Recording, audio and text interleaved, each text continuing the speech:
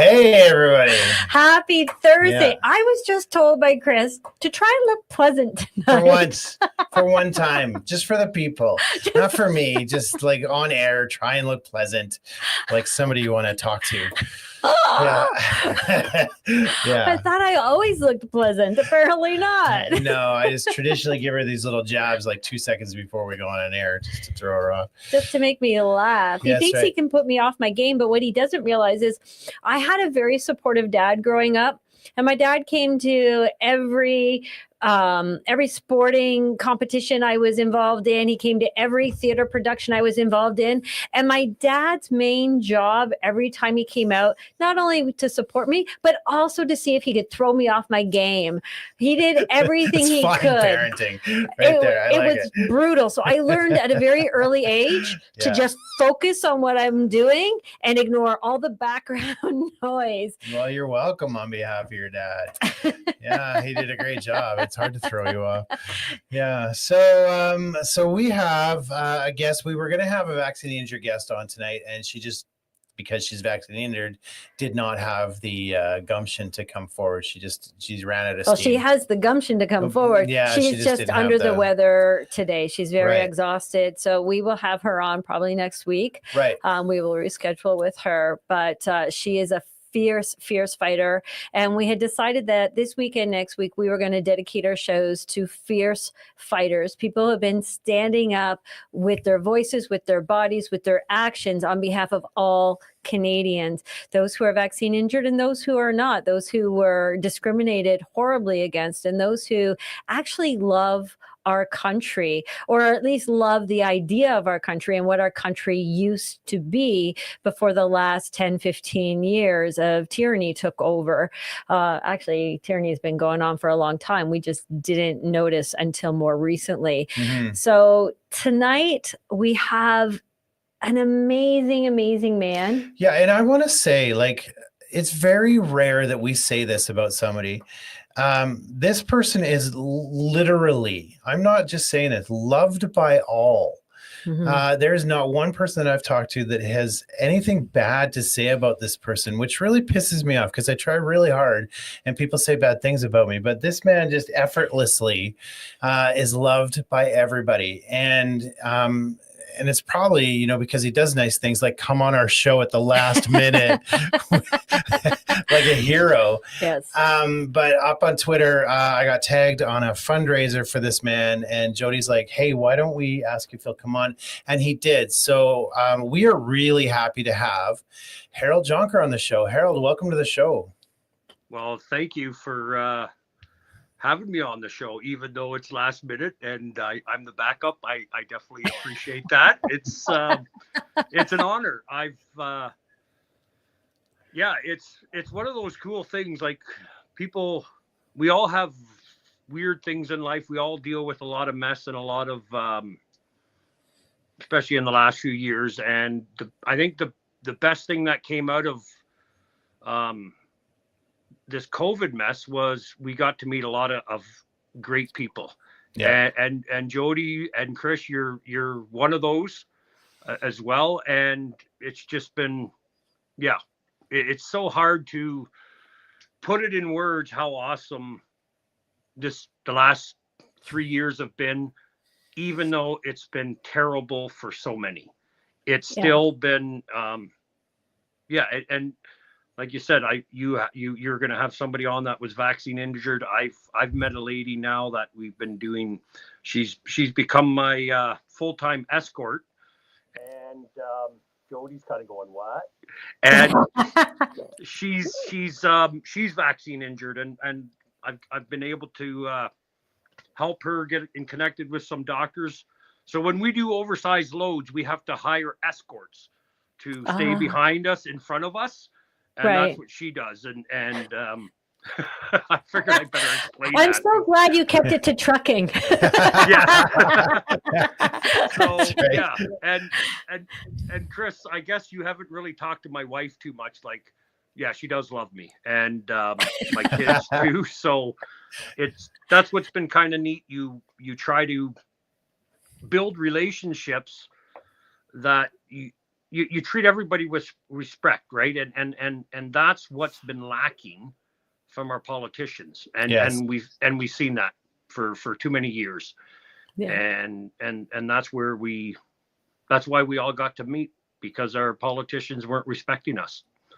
Yes. Exactly. We cheers and thank Trudeau all the time, because you are several hours away from us. Chris is several provinces away, and yet he's brought us all together over an ideology, which is incredible. Yeah. When we have a party, we'll do a massive crowd grace, and we always thank Trudeau, because he's brought out there's been some amazing things that have come out of this, and we're so thankful to meet the people we've met, like you say.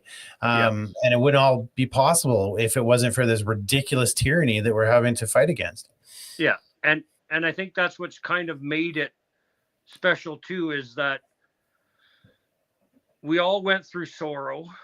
We all went through joy, and it just makes a relationship that much richer, right? When you have the ups and downs in a relationship, and then all of a sudden, bam, a convoy happens, and there's this beautiful moment in history that you weren't expecting to, like, I don't think anybody, from James Bowder to Chris Barber to any other captain or any other person that went there, could have known what actually was going to happen there and how beautiful it became. And it was just, So Trudeau, I will never vote for you. I never did. And I would like you. I always have people ask me, like, how many people voted for Trudeau actually? And my brother pointed it out again the other day. Actually, only about 22,000 people personally voted for him, and yet he thinks he's representing everybody. Yes, right? Because he only his riding actually voted for him, right? Yes. And true. And it's just a weird, our political system is a bit messed, but it is what it is, and we got to work in it. So. Yeah, we had an actual government statistician work out the percentage of votes in Canada, and they only got 22% of the population voted for them. 22%. Yeah. And I think that number drops down to just over 12 if you include the entire population and just not the voting base. Yes. Yeah. So it's how do we get to this place where 20% of the population rules 80? I get the 49 rules 50 or 50 rules 49, that sort of thing. But how did we get to that place? Yeah, I don't understand.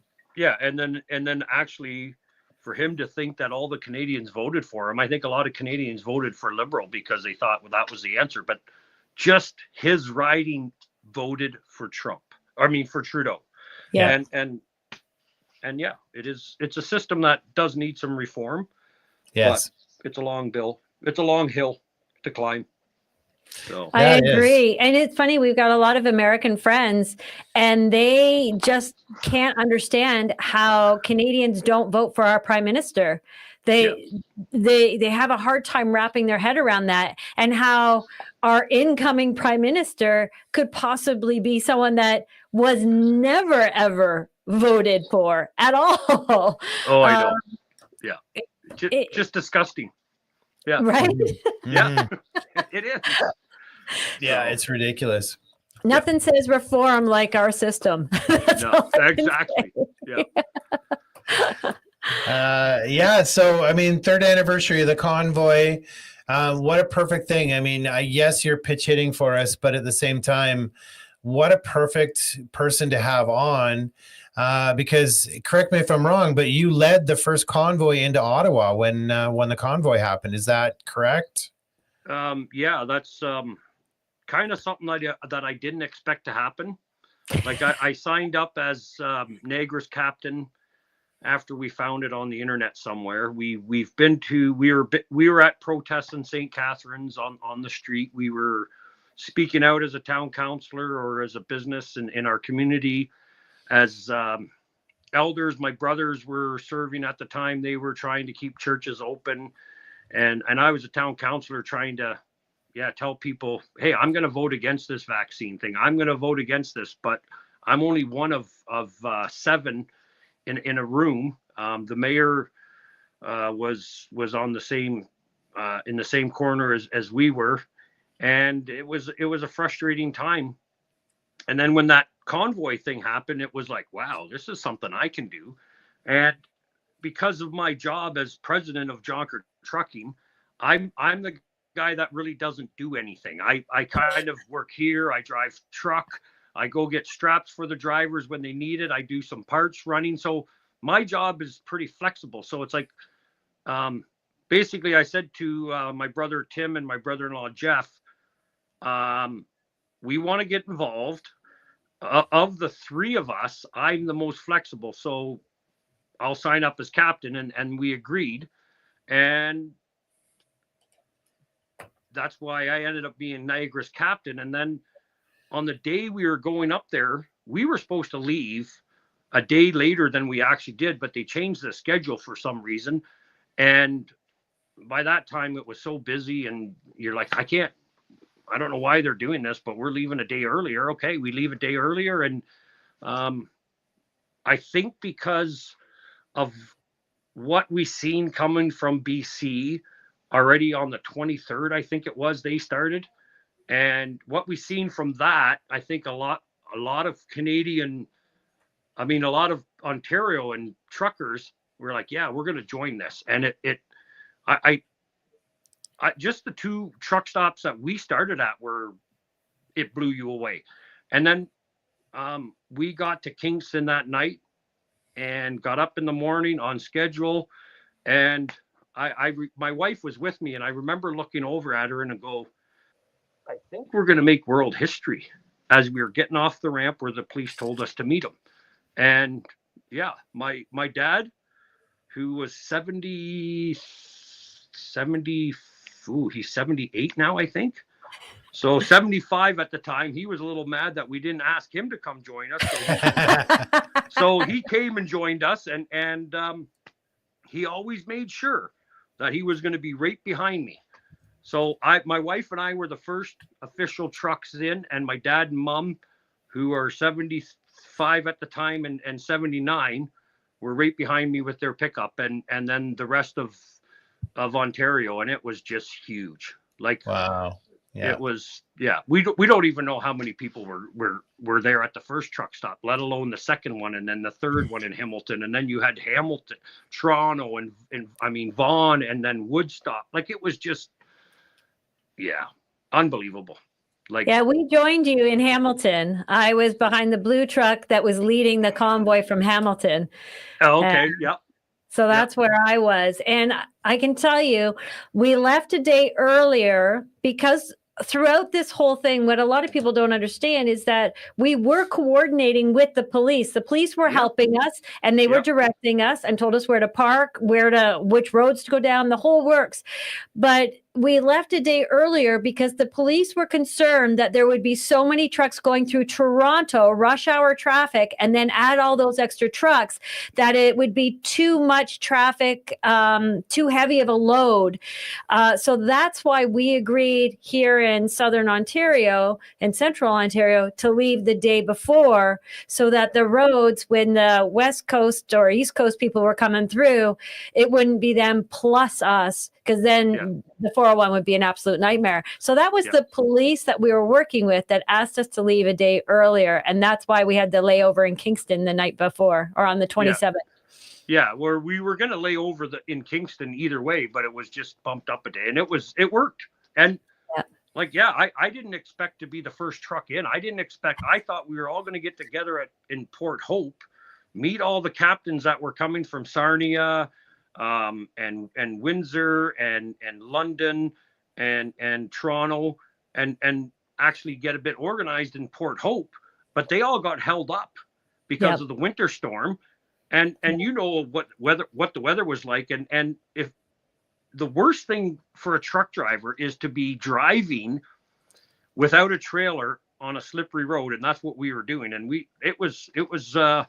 it's something we can be very thankful for, that we did get there safely. There was a few little mishaps here and there. Some of it was nothing to do with us, right? But I mean, it was yeah, it's just amazing how it actually all worked out, and no plan on my part, no plan on anybody's part. It kind of happened. And I remember James Bowder calling me and saying, we're going to meet and park around Confederation Park. How many vehicles do you think we need? And I looked at the map and I'm like, dude, I seen what came out of Smithers, BC, because my friend lives there and he sent me a video.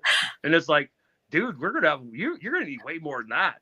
So we don't need, and then he goes, so we don't need trailers? I'm like, oh no, we don't need trailers. And yeah, it was, I think Ontario was, well, you seen what happened. It was, a lot of people from Ontario that ended up on Wellington that first day. And that was kind of one of the things that always bugged me in a way, was the guys from out west and the East Coast needed to be up there, but it was just the police wouldn't work with us to move things around later, and they held us hostage. I might get in trouble for saying all this because of my legal fees, but legal stuff. But yeah, it was right. We did what the police told us to do. So exactly. Mm-hmm. Yeah. So, and that's what a lot of people don't know. We did what the police told us to do. They were involved right from the get-go. So there was no criminal activity. Criminals don't work hand in hand with the police, or that we're aware of. Hint, hint. Yeah, well, that thought is changing as of last couple of weeks for sure. Yeah. Well, criminals don't ask for salt and brooms and shovels to clean the street. That too. Yeah. It was just, there's so many stories that we will never forget that were just, moments of, wow, like who thought of that? That's a great idea. Oh, cool. Like, I remember going, we need bags of salt. And I'm like, what for?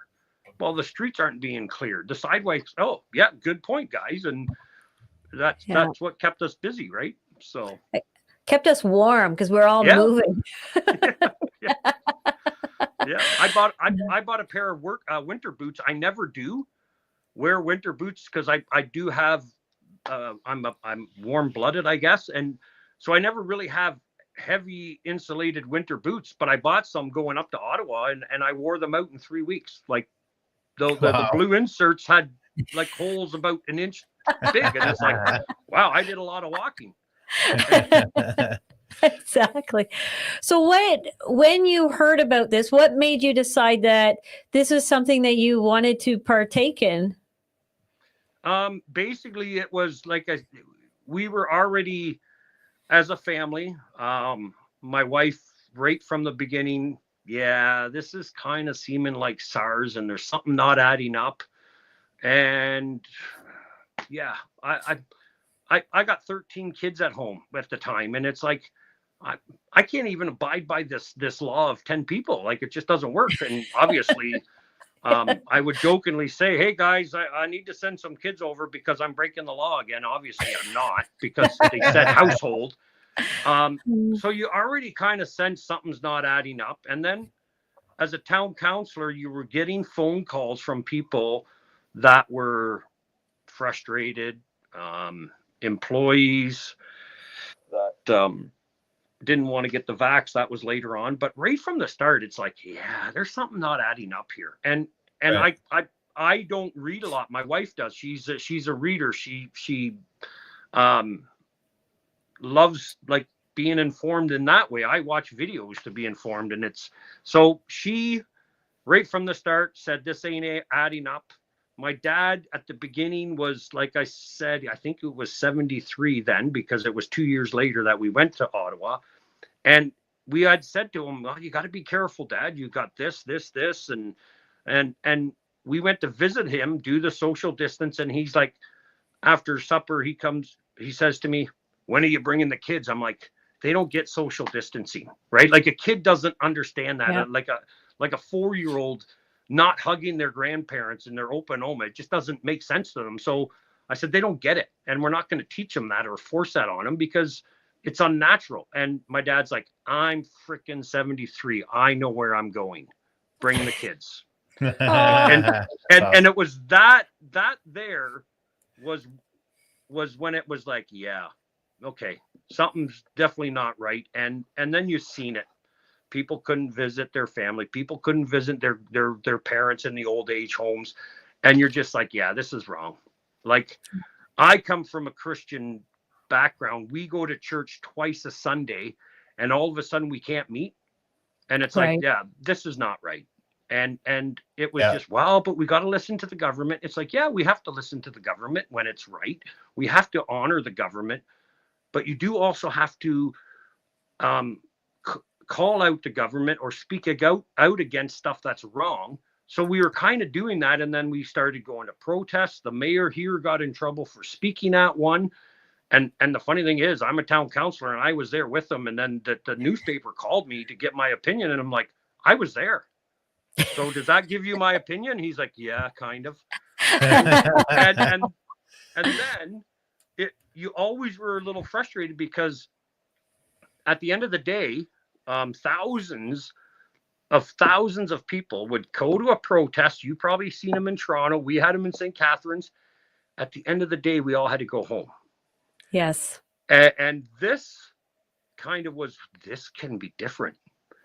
And it was different, right? We had our beds. We had our beds behind us. We have our mobile home right with us. And that's what people realized. Like Sean Hannity interviewed me the first night we were there with Chris Barber, and he said, yeah, you guys got your beds here. Like, and then at the end of the interview, he goes, yeah, you guys got TVs and that. And I don't have a TV in my truck. So and for some dumb reason, I'm like, well, I didn't want to say I don't have a TV. I said, no, I read books more, which I do compares to TV, but my wife way beyond me. And then he goes, well, I guess you haven't seen my show. And it was like, yeah, that's kind of funny, but I haven't. And that wasn't, that didn't make it on TV because that one wasn't live. But yeah, so it was just, at the end of the day, I don't think anybody could deny that there was something more than just people there. And that was the Holy Spirit. That was God working. And people sensed that. Like, yes. And that was what's so beautiful about it. And it was actually about love. It was about respecting the government, being peaceful, and loving your neighbor. And like you know as just as well as I, Jody, how many stories you heard that actually make you want to cry. And lately that's been coming up with the third anniversary. You get a little reminders here and there. I'm not looking forward to Saturday night in a way because I'm sure there'll be some stuff that tugs at you. Yes. But I mean, it's just, yeah, it was just like, I couldn't believe it. Wow, I get to be the first truck in. And because we're truck drivers, I think that ticked him off. I think Trudeau was just like, I'm a smart prime minister and you guys are a bunch of uneducated, dumb truck drivers. Well, we're not. Many truck drivers are well educated. Many truck drivers, there's actually a study out just showing that why is it that truck drivers have good, solid families? And it's I don't know, there's just something about us, our character. We do our job because we love it. Yeah. And we love our community. Like, who wants to be on the road for a week doing a job that doesn't pay the best? I love it. I'm a paid tourist, right? Yeah. But I get to meet a lot of great people. And then through the convoy, you met so many awesome people. Yeah. So, but yeah, we've often said, the hand of God was on that. I think there was intentions to bring it in a different direction, and God took it and made it his own, and it ended up being the single biggest exposer of government corruption and worldwide, which was amazing. But we often say that, the government, if you remember, they would start putting out rumors that they were going to come and arrest everybody on the Sunday, and they would start that rumor mill around Wednesday, and they were doing whatever they could to break the morale and break that spirit. And out of all the things that they did, I find that one of the most egregious things that they did, one of the most vile things that they did, was try to break the spirit of peace and love and that was going on down there. And it's poison to them. Yeah. They live on our fear. Yeah. And that's why COVID worked. That's why a lot of this crazy stuff before COVID works. That's why we're all frantically trying to save this world. against the CO2s, which actually make our planet greener, if you know science. Yeah. And they have us in a state of fear 24/7, and that's what they want. And we broke that a little bit, and that's what they realized, that whoa, there's something here that's a little bit more powerful than the evil side. Yes. And that's awesome, right? That we're part of that was something I'll never regret. Right. No, it was life-changing for so many people, and I know it was for me. And just, we're told all the time how much Canadians hate each other. Oh, the French don't like the English, the Black don't like the white, the Indians don't like the white, the East don't like the West. And that was a real eye-opener for not just me, but pretty much everybody, that we actually love each other.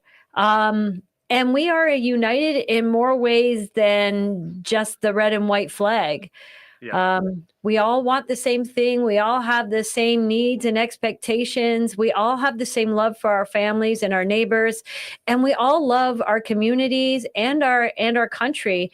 And we all believe that, our Constitution and our Bill of Rights actually meant something. And the fact that both of them start off with, the supremacy of God, that means something. And the fact that these global predators are trying to tell us that means nothing, and that we are nothing, is something that we all need to stand up for. And we did. It wasn't just a few thousand people there. I think by weekend 2, we had 2 to 3 million people there easily. Oh, yeah. I remember the first weekend we had gotten our trucks parked along the canal on that first day. And I got parked, and I go, oh man, I should have brought my skates. The canal's right here. I didn't. Oh well, the kids are coming up, and then all of a sudden, no, wait a minute. Like on the other side of the street where we were parked is the residential area, and it's like, we don't want to stay here. So I actually, without any authority of anybody else, went up to the police officer and said, listen, we understand there's a camp set up. I've been told that I need to bring all the food that we have in our trucks, and we need to go there. Can you tell me how to get there? Oh, you can't leave. It's like, no, we need to leave. And I tried to tell everybody, okay, tell the person behind you, we're pulling out and we're going to go to this a staging yard, which ended up being Coventry, which was another whole separate entity of it, and an awesome part of it. And that's where I ended up going with my truck and a whole bunch of our other trucks. And then I got so busy that I actually wasn't even in my truck the rest of the convoy. And I actually did so much walking, and I lost like 20 pounds in the first 2 weeks. And there was food everywhere, and I was eating, right? Yeah. And yet the cold, -20, it didn't bother me, but there's people like, the little hand warmers and like people came with all this stuff. People came with everything they could think of to support us, to make sure we stood there and stayed there. And it's like, how could we have left? Right? Like, exactly. Yeah. They sure went after Coventry too, eh? Like it was, I don't know why they attacked Coventry. Was it farther removed? Like, I don't know. It was further removed. So they're trying to pick off the weaker gazelles is what they were doing. I think that was part of it, but they also realized that Coventry was bringing a lot of stuff through. Like at the end of the day, a lot of the logistics kind of went through there. I know you were at the other hotel, which was doing at the Swiss. Was doing a lot of work too. For some weird reason, I never got there till 2 years later to the Swiss, right? But I was, and it just goes to show that no matter how involved you were, you couldn't know everything of what was going on, and you couldn't know everybody. I actually was a little bit fortunate in that I moved around so much. I did get to meet a lot of the different people, whereas the guys just sitting on Wellington, Oh, Oh, we lost you. Your sound is gone. We lost your mic.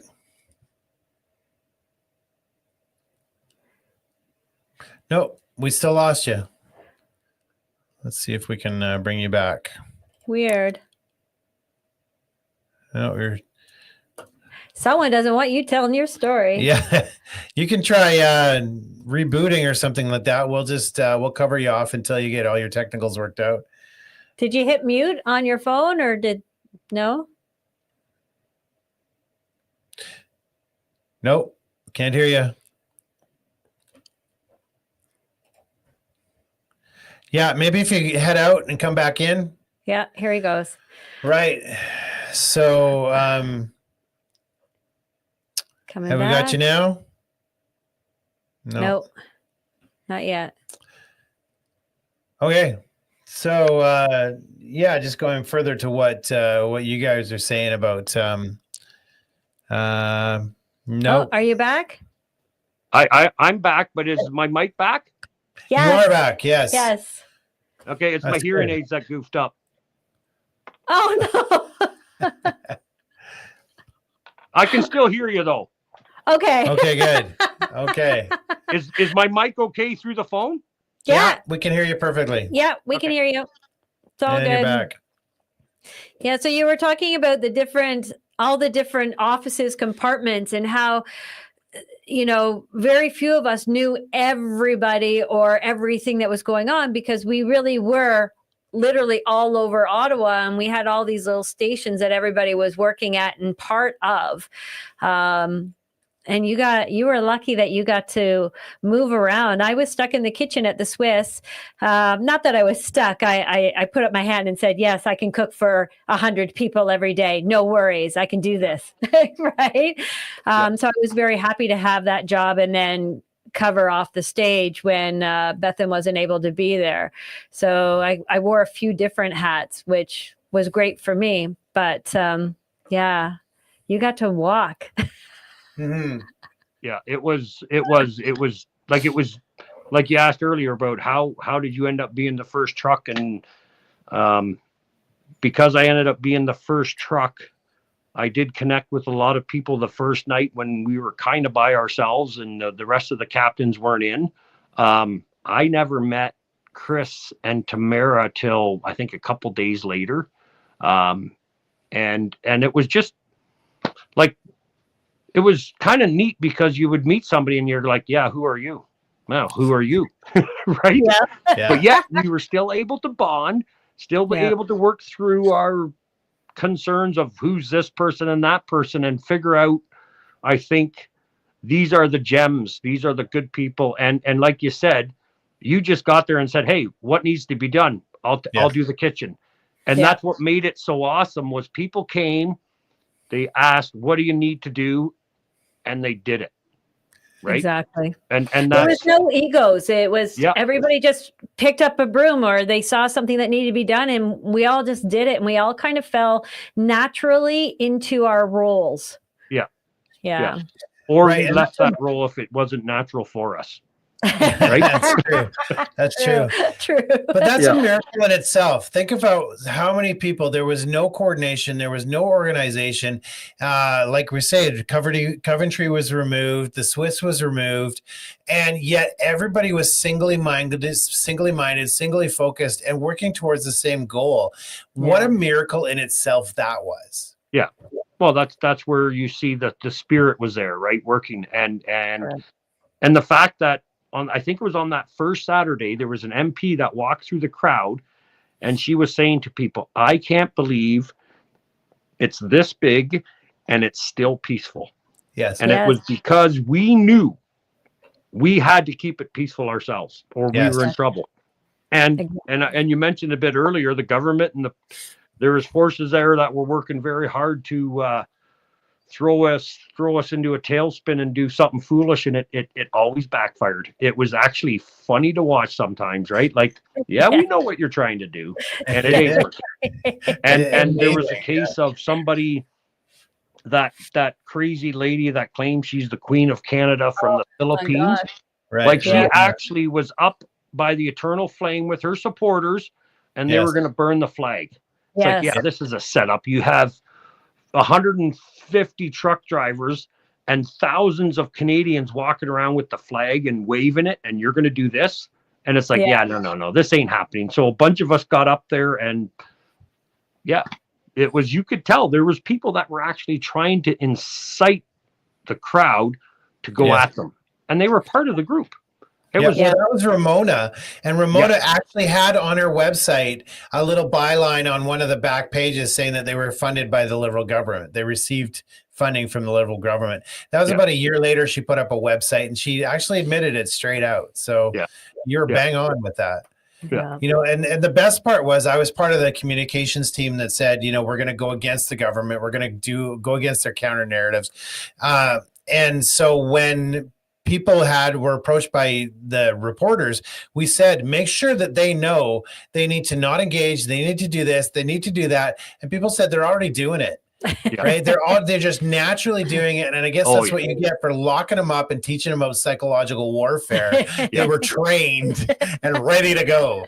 Yeah. You know, well, and that's what the beautiful thing was. There's so often there was incidents where somebody was interviewed and they nailed it. They kept their composure, and they called these reporters out, and they actually, the one guy, I'll never forget it.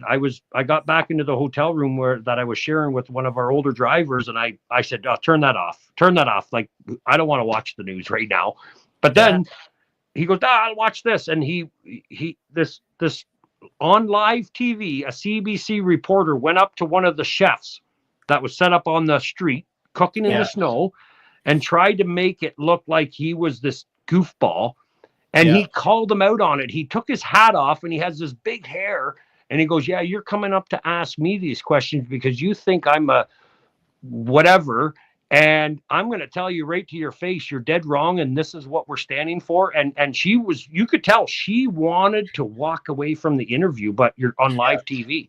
And that's where it was so beautiful to see. Like, I've run for the Christian Heritage Party in 4 elections. I've been kind of, you do a bunch of training seminars, and they actually teach you, you know, when Chris or Jody asks you a question, you respect the person by answering the question, but then you get on to the abortion issue because they're not going to ask you about it. Right. And that's why I ended up doing quite a bit of the media stuff, was because I told the other guys, I'm comfortable doing that. And you record everything. And I would start every interview with, Chris, I don't know you personally, so don't take this personally, but I don't trust the media, so I record all my interviews. Mm-hmm. That right there is going to change how you question me and what you question me, because now you realize, oh, I can't manipulate this interview because he's got the full proof. Yes. And that's what was happening on the streets with just regular Canadians who were passionate about what they were doing, passionate about being there and realizing what was going on. And I think the media hasn't been trusted for years. COVID and the convoy mess just confirmed it to so many people. Sadly, there's still too many that do trust the media, but it's slowly changing. Yeah, it's coming along. Well, I don't know if that's true. We're lied to about everything. And you look at CBC's actual numbers, and if you listen to the Senate hearings on CBC, they've got like a very minuscule part of the market share now. They can't support themselves. They can no longer support themselves on advertising dollars. So I think I don't know how many people actually trust them. I really think that there's going to be about 20 to 30 people, 25 to 30 people that their minds are captured. They will never get out of it. And that's just the way it's always going to be. You know, for 50 years, there were people who were saying, the Nazis were misunderstood, you know, in the Second World War.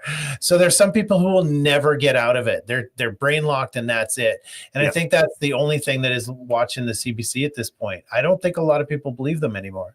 No, I like any mainstream media is not trusted, right? No. But yet there are still a few. There is still too many of them that trust it, and yet it's coming along, right? So we got work to do, and that's what we're doing, and that's why it's kind of neat to see little podcasts that have popped up across the country. And you don't know what your podcast or your interview is going to do, right? But you just have to speak the truth and let it fall and lie and do what it's going to do. But you as a person need to speak the truth, and that's what Christians kind of were failing to do. Yes. And that's why our country is where it is because we kind of sat back and we're busy building our empires or our inheritances or our stuff to hand down to our kids, forgetting that, you need to work hard, but you need to speak the truth. Yeah, exactly. So, I mean, I got screwed over at the last second here. Everything was going really fine, and then you two turned it into a Jersey party. Do you want to explain? Right? Yeah. Well, that was I'm number 20. I don't know. There you are. And one of the things actually we were looking forward to, and I never had a chance to, was playing some street hockey because I was so busy. And then I think when we this is where I got to be careful with the lawyers, but on Valentine's Day, we moved some trucks around with the police escorting us up onto Wellington, right? And that's the funny thing about this. This is the day that the Emergency Act was invoked, and yet the police were escorting us up onto Wellington to park us there yet. So we're the new kids on the block, or some of my drivers were, and the old guys on the block were like, we got to have a hockey game. So we were going to have that hockey game on Family Day weekend.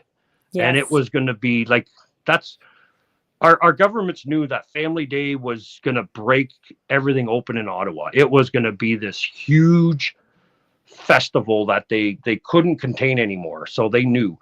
So we were supposed to play this hockey game, and then it obviously never happened because of some police officers and who knows what else doing their dirty work. So we never had that game, and then finally we organized that last year. Was that last year, Jody? It was last year. Yeah. I'm like going, okay, they got these guys, they have this, like, oh, they're gonna have, we need to get some ladies involved. And there was some ladies from Hamilton as well. Yes. And a bunch of the guys from Jonker trucking, and it was just one of those days where let's just get together and have some fun, and we did. Little frustrated that we didn't win, but we'll make sure that the other team listens to the rules and doesn't allow kids.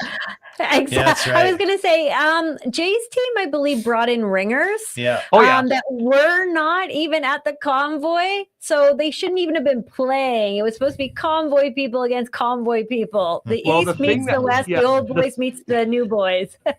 The thing that happened is I had said no kids, because if you bring kids, I got to say yes to my kids. I have Ruben, Logan, Sam, Silas, Gideon.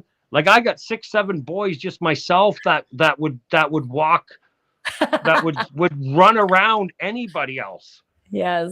And then Jeff has 3-4 boys, the same thing. We could have packed our team with a bunch of kids, but we didn't. Right? Like, let's go out as a bunch of old truck drivers and young ladies and have some fun. And anyways, all that mattered is we had fun.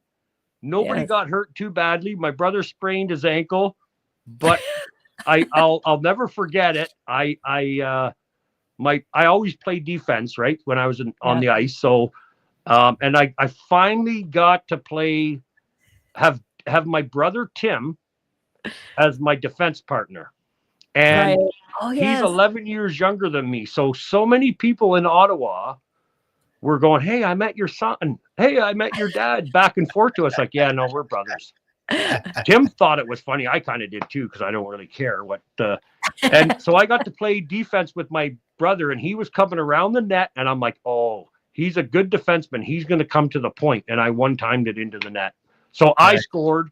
That's all that matters. We lost, but That's awesome. And I took the first wipeout for all of us. And after I fell so ungracefully, Can confirm. it gave everybody else the permission to fall too. Oh, we got to find that video.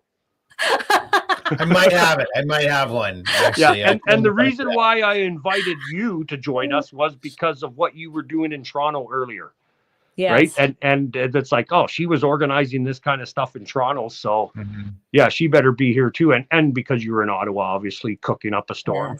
Yes. Even though I didn't get, You didn't get to eat my cooking. No. But I also brought my hockey nets and stuff up to Coventry, and I dropped them at Coventry for the guys through the week. And then on the weekend, we brought the hockey nets and stuff up to where the Terry Fox Monument was so that the crowds could play hockey.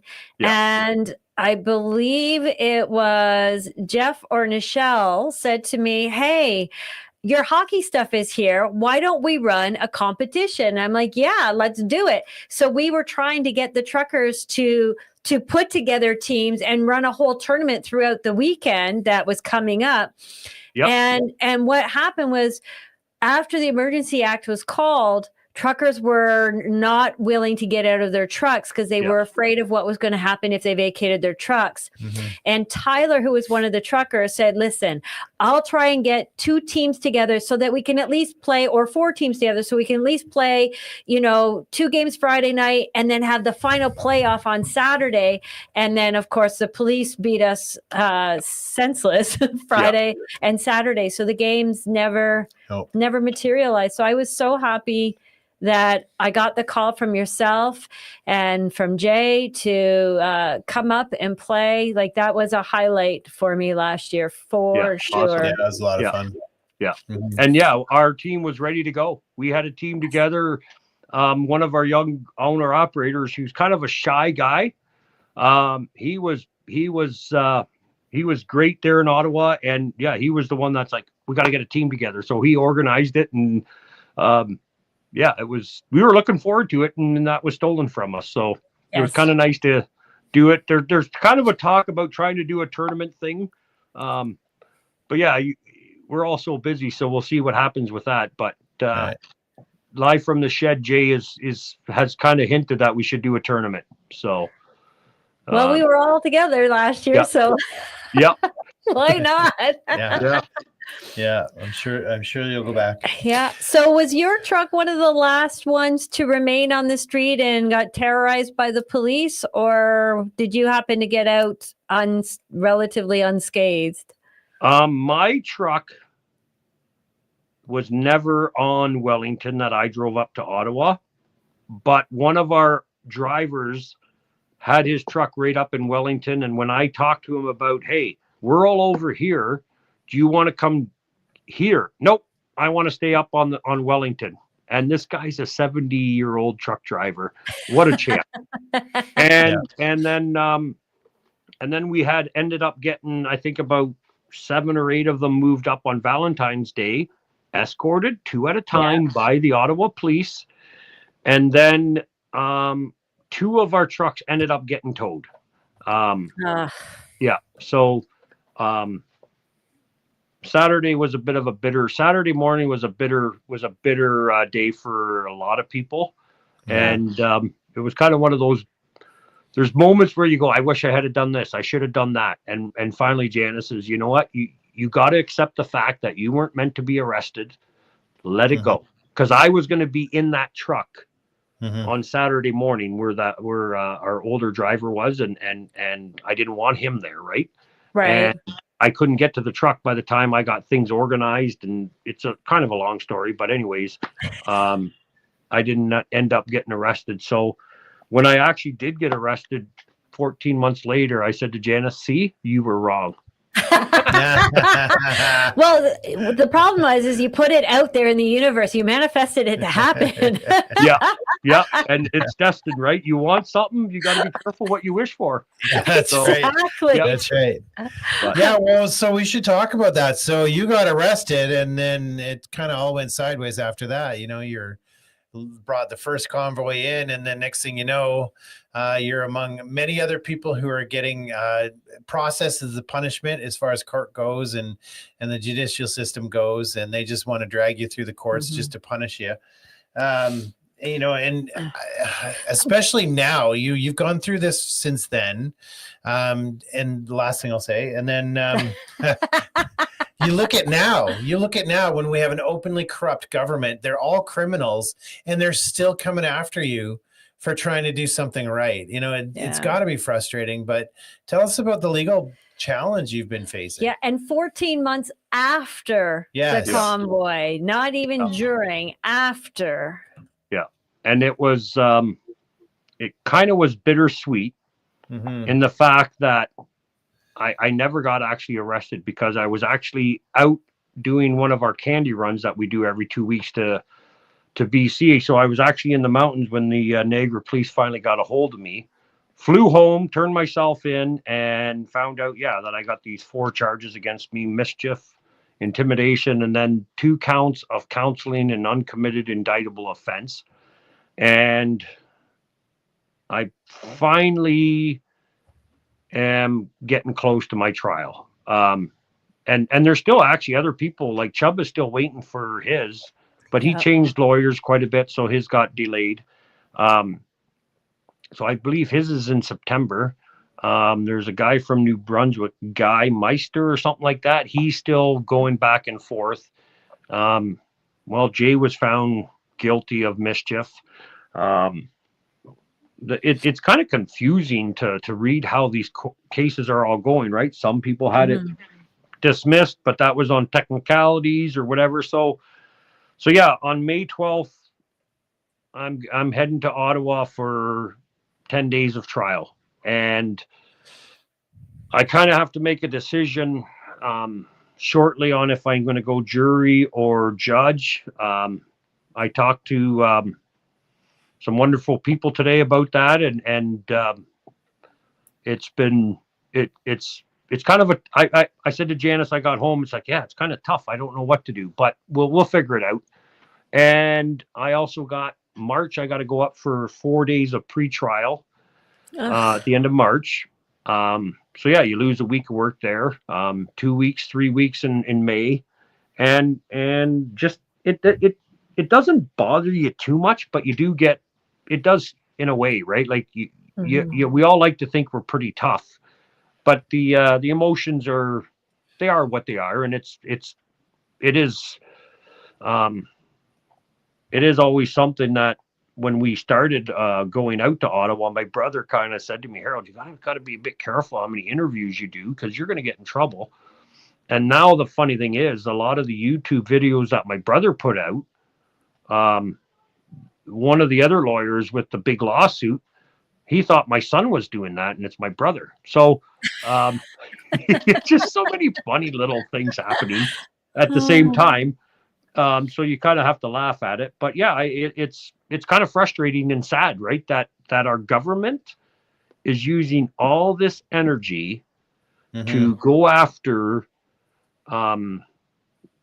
people who were part of a lawful protest. There's 2 judges on the 14th and on the 7th of February ruled this a lawful protest, and yet the Crown, on who knows why, and the bidding of who knows who, they're continuing this. And we just gotta keep going, and hopefully someday the courts do the right thing and throw this all out, but it doesn't seem like it. So it does look like I'll be hanging out in beautiful Ottawa in the spring, and we'll have to see where that goes.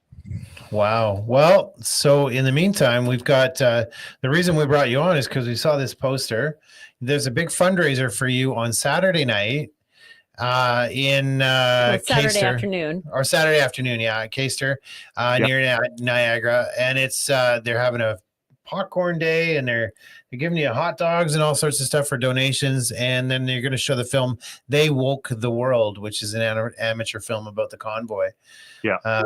So that's something you can do if you're in the area on Saturday, for sure. The other thing is, there it is, e-transfer to donate, Freedom Events 2020 at gmail.com. So anybody who wants to support Harold and his legal fight, which we all need now, it seems like everybody's in court these days. And again, they're just dragging you to court to punish you. They don't really care about the outcome. The process is the punishment now. So everybody, you've got to help these people with their legal funds. They've just got to keep fighting. And we just start setting the right precedents here. Yeah. And this isn't the only legal battle that you're fighting, because you are involved in the Paul Champ one too, are you not? Yeah, that one is, who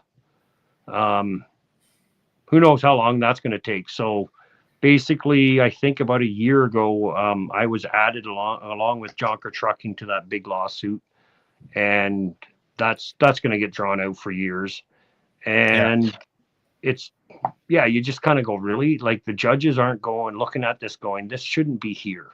Yes. Like, you're tying courts up on something that a lawyer desperately went and found a few people to become part of a lawsuit, and just, so the same thing, waste of money, waste of time. Thankfully, the JCCF has been a great organization for me in helping with most of my fees. And then I also had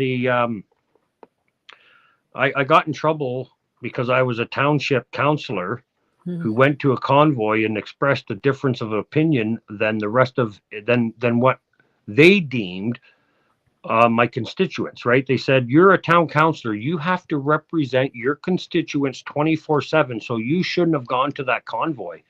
And it just goes to show how foolish we've become, because it's like, I can't represent my constituents 24/7 because every single constituent that I was representing as a town councillor has a different opinion. And even my wife and I don't always agree with things, and you can't, right? So they say these things like they're pulling wool out of a pillow and fluff it around and go, this is the truth. It's like, no, that's fluff. And it's not true. And so I got punished, which I didn't really care. It was only $2,000 I lost in pay. And I'm like, whatever. And then some people are like, no, you need to fight this. So I did a judicial review, and we actually lost that. Now we're waiting to hear back from the judges to see how much I owe the township lawyer. So that could be up to $50,000. And I don't really care about the money, but it sucks when there's so many hardworking people. Yes. That and we have had so many beautiful events over the last few years and raised like quite a bit of money for other people and been supporting other people. And now it's like, my stuff is coming, so we need to put it towards my stuff. And I hate doing it. I'd rather raise money for other people, but at the same time, I got a great bunch of people here in the Niagara region who keep wanting to help. And this was another one. We've done, I think, 3 breakfasts at Jonker Trucking. And it blows me away. Actually, the last one was just for myself. And we still raised $18,000. So I heard, it's a ridiculous amount of support that you're getting from people. Yeah, and it's almost unprecedented because people are not pulling in this kind of money, and it's just a testimony to exactly what I said in the beginning. Everybody seems to just love you. You're apparently a nice guy from all testimonies, and people want to support you, and that's good. I'm gonna make my kids watch this. See, I told you. I tell you every day, even Chris knows. That's right. And it is.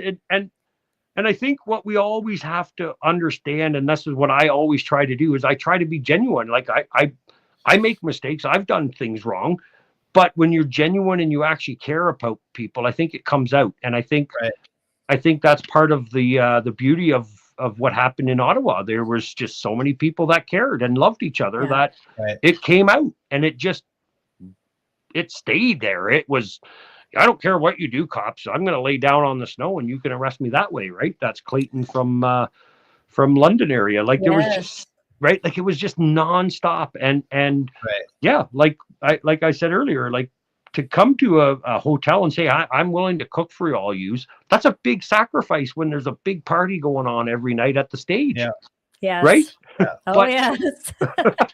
and yeah, it's. And that's where I am actually blown away and humbled that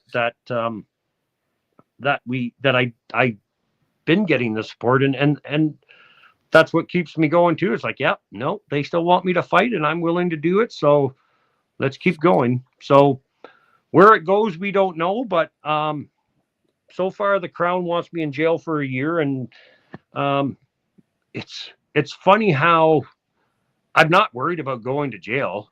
James Coates was the pastor in Edmonton, was it, or Calgary? Calgary, that went to jail. Yeah. And he was loved there. And I have some friends who have told me, don't worry, if you end up going there, you're going to be safe. And I know I'm going to be safe because it's the will of God that is going to happen no matter what. And I always love what John MacArthur said way at the beginning. The governor of California himself, Gavin Newton, said, you shut your church down or you're going to jail. And he's like, oh, that's interesting. I've never done prison ministry. I'm not comparing myself to John MacArthur, but where it goes, who knows? But it's, I don't know. It's weird how, like, even when I didn't get arrested, I turned myself in. I kind of said to Tamara jokingly, well, it kind of sucks. I missed the experience of getting handcuffed and stuffed into a cop car. And she goes, how's your shoulders? I'm like, oh, they're pretty bad. I'm a truck driver, right? They're sore all the time. She goes, yeah, you wouldn't want to be handcuffed then. It's like, oh, good point. And then I tried it and it's like, yeah, I can see what she's saying. Right. So no, so yeah, I've been handcuffed in the back of a police cruiser for a vaccine protest. And 45 minutes in the back of the cruiser with your hands in handcuffs. Not fun. No, Not fun. No. I didn't get arrested though. Well, I guess I got arrested, but no charges and no fines because God was looking out for me that day and wouldn't allow their printer to print up their tickets. No matter what they did, they took the machine apart. Yep. Yeah. So God has a way of protecting those of us who are doing his work for him. Yeah. You know, if you listen close enough, you hear him speak to you. And, you know, he has purpose and destiny for all of us if we just took the time to listen. Yeah. And so whatever happens, you know, it's because he willed it and he's using you for a reason and a purpose. Yeah. And it's always amazing how even the littlest things that you might not understand at the moment, later on give you what you need. So we went and did a beautiful trip, my wife and I, truck trip, paid holiday to Vegas and then to South Carolina. And we had to wait 7 days. So I got to see Death Valley, Grand Canyon, Bryce Canyon, Zion, like just beautiful country that God created. And we went to a friend's place in Texas for the Sunday after the show, loaded up the part and went to Texas and on the way to South Carolina. And we were in a little family hick restaurant, and it happened to be a bunch of vets mostly sitting around. And this guy gave my wife and our friend, the other wife, little business cards. And today was kind of a tough day in the fact that I made a bunch of phone calls trying to figure out what I should do with this jury coming up versus judge versus jury. And you kind of come home and you're like, right? And I delivered a load into Toronto. So the traffic into Toronto drives, you know. And so, yeah, I was just like, and I could feel a bit of anxiousness. And I seen that card on the fridge and I flipped it over and it says something like this. Worrying only is you talking about something that you cannot change yourself. Praying is talking to God and to the person who can make the change. And it's like, that's what I needed at that moment. And that comes from 2 weeks ago out of Texas. But yet, right? So it's amazing how he works even with little things. Yeah. And that's what's been so awesome about the whole convoy thing and this journey to here. So I'm just thankful to be here. I'm thankful for my wonderful wife that supports me and my children who, I think the second Father's Day after we came back, they made me a homemade card and said, "Thank you for all that you do for us and for your country."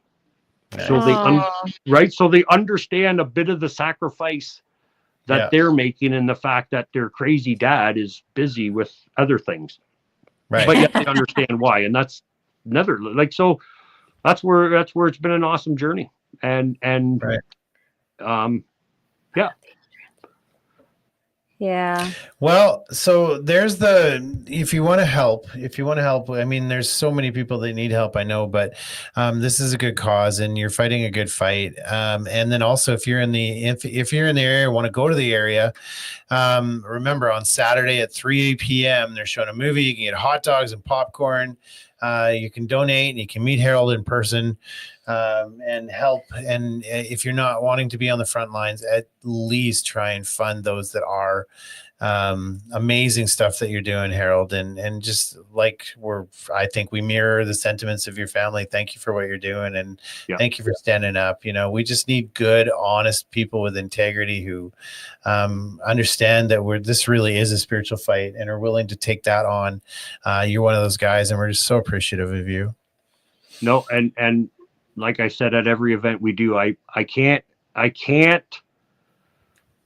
express it enough that every single person that came to Ottawa, no matter how small they think they were in that moment, they made a difference. If it wasn't for the fact that us truck drivers, we happen to have trucks, we happen to have the ability to drive a truck to Ottawa, but if we hadn't have seen the support and the bridges and then the people coming to Ottawa every weekend, and then on Wednesday, how many people were at the stage saying, "I'm here because I want you to know that there's people thinking of you on Wednesday as well on the weekend." So it was everything made a difference. And everybody is called to do only what they can do and that's what was so beautiful. And that's what's so nice about these events we have at our shop. This was going to be at our shop. It's just nice to get together, right? And just say hi to people and remember things and support each other. Right. And it's definitely not about the money. It's about, let's get together. I'm not even sure what this movie's going to be like. It's a wonderful couple that I think you've probably met already a couple times, putting this together. And we just said, yeah, sure, you can use our shop. And I'm kind of looking forward to it, but I'm a little nervous because there might be some videos that get me in trouble. Well, that's the thing. Everybody had a camera, everybody had a phone, and everybody was recording everything. And the different footages that I've seen and the different documentaries that I've seen, every time I'm crying and every time I get to see something new that I didn't see before. And Chris will say, "Oh, you're watching another one?" Yeah. But everyone has a lot of the same stuff, but there's also new stuff. And then there's new faces. And I'm like, oh, I didn't know that person was there. Or, hearing the testimonies of people, why they were there, the hurt that they suffered, what their children were going through, what their aging parents were going through. And it really brought home why Canada is a great place and can be great again, because people actually care. Mhm. They really care hard. And, you know, you have to care hard to be outside in minus 30-degree weather with a bunch of strangers walking those slushy, snowy streets. You really have to care hard for more than 3 weeks. Yeah. So, Yeah. yeah. No. We have a great country, and it's people like you that remind us how great our country is. So thank you for standing up. Thank you for having giant shoulders. And, you know, Chris and I were in Washington recently, and we got to go to the archives and see the Magna Carta and do the Lincoln Walk all the way down to the Capitol Walk. And it really reminded us that there were giants before us, and we are literally standing on their shoulders, carrying the torch forward of freedom.